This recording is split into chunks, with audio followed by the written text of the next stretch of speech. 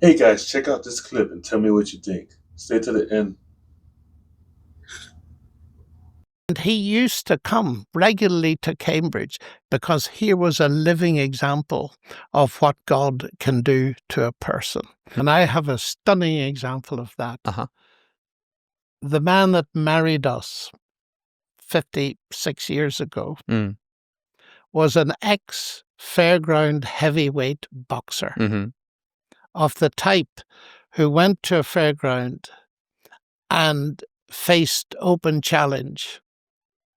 And if you beat him, you got some money and so on. Tough, absolutely tough, uneducated, couldn't read or write. And at the age of 19, he was in a pub and all the guys were there, and a very small Salvation Army lady came in with the magazine, War Cry it's called. And he looked at her and he said, "Missy," and he lifted her with one hand and stood her on the bar. And he said, "Missy, if you sing for us, all these men will buy your war cry." Just imagine the situation. She did. And he, through that, started to think about Christianity and very soon became a Christian and went and sat with primary school kids to learn to read and write. Now, can you imagine that? Now, when I met him, he was a veteran preacher. He's the only man that I've ever met that could give you a summary by heart of every chapter in the Bible. Absolutely phenomenal.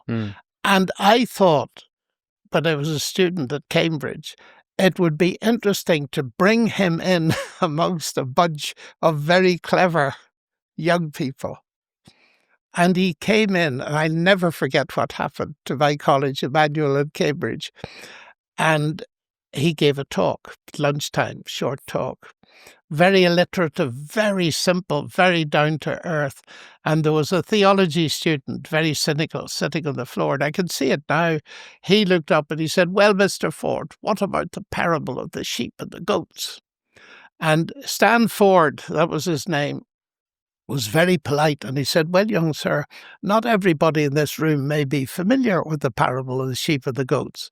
So tell it to us." So this chap started to splutter and mentioned a couple of lines of it. And without batting an eyelid, Stanford finished the entire parable. And the cheering, and they loved him. If you like that, like and subscribe for more content. I'll see you next time.